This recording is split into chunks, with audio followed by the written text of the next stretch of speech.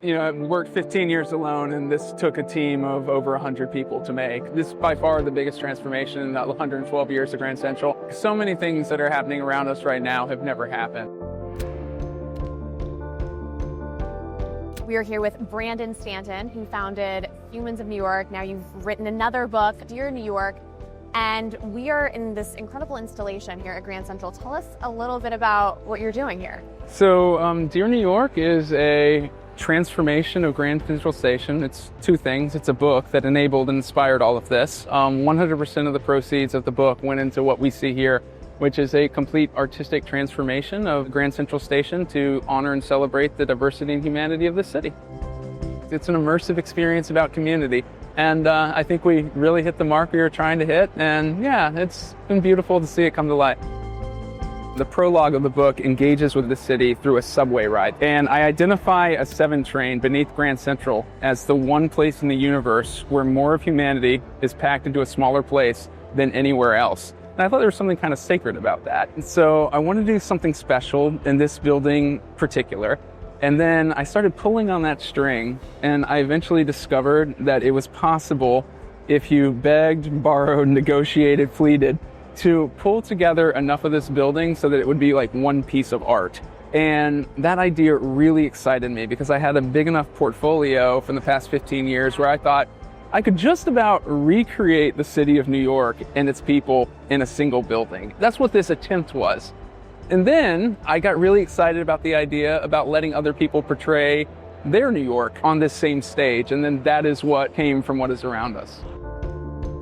In Vanderbilt Hall, the installation features photographs by local New Yorkers, from school kids to artists and photographers. In fact, one of the photographers featured in the installation is New York Post photographer Olga Ginsburg. I worked 15 years alone, and this took a team of over 100 people to make. So this is the first time working with that many collaborators. I mean, I'm looking around. This installation is on every wall. There's a piano. Yeah. Grand Central has never done anything like right. this. Yeah, there's so many things that were allowed these 2 weeks that have never been allowed before. They don't even let the restaurants play the radio because they don't want sound in the main concourse. But the MTA, slowly, it wasn't all at once, but over the past 6 months, they started to see it come together, and they really started to believe that this was something beautiful for New York. And that's why we don't have sound in the main terminal, because they have those announcements. But they brought it all together, and we were allowed to do something transformative in this building. And I think that's what makes this so special, is that not only are the people so beautiful, but it's in this beautiful place that is very protected and very hard to do something like this in. I think Humans of New York's been around long enough now, 15 years. It's everybody seems to have a Humans of New York story, whether it's their boss's daughter that I photographed, or their mom or something like that. So I tend to find that these days, if I haven't photographed somebody, New York's small enough that I photographed somebody that they know. So normally, in addition to saying hi and sometimes I loved your work, everybody's kind of got a story to tell. It's not even probably 6 degrees of separation. It's probably like 1 degree of separation. Yeah, it's like New York, when you've interviewed 10,000 people, is somewhat of a small town. I just saw another woman out there that I had interviewed a few years ago. Do you remember them all? So I used to, and then the number got so big, and then I kind of started remembering faces necessarily, and then normally if somebody will coax me and remind me of their story, it will come back, but I have forgotten some over the years.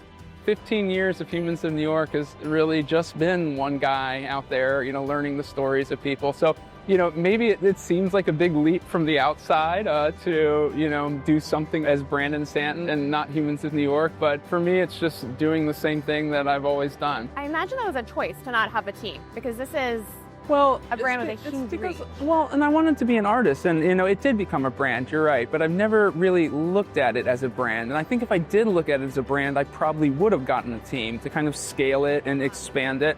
But I always saw it as my art, and I wanted to go deeper with it, not wider. So, I wanted Humans of New York to be, every time I posted, the best possible representation of a person that I could make. And that's a very personal effort and a very individual effort.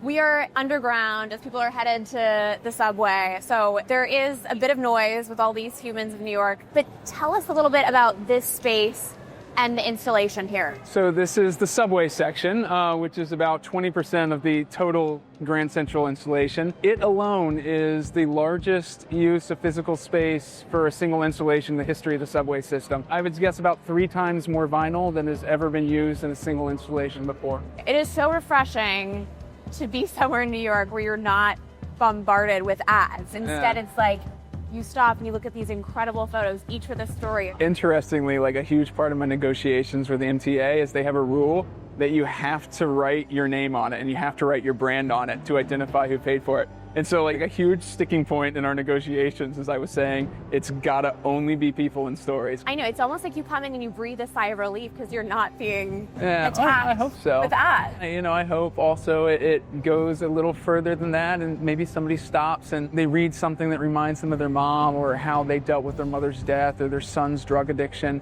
There's all of these little moments woven through the entirety of the subway system. I knew one person wasn't going to be able to experience all of them, but I was hoping as many people as possible could feel one thing that would possibly change the trajectory of their life, even a millimeter.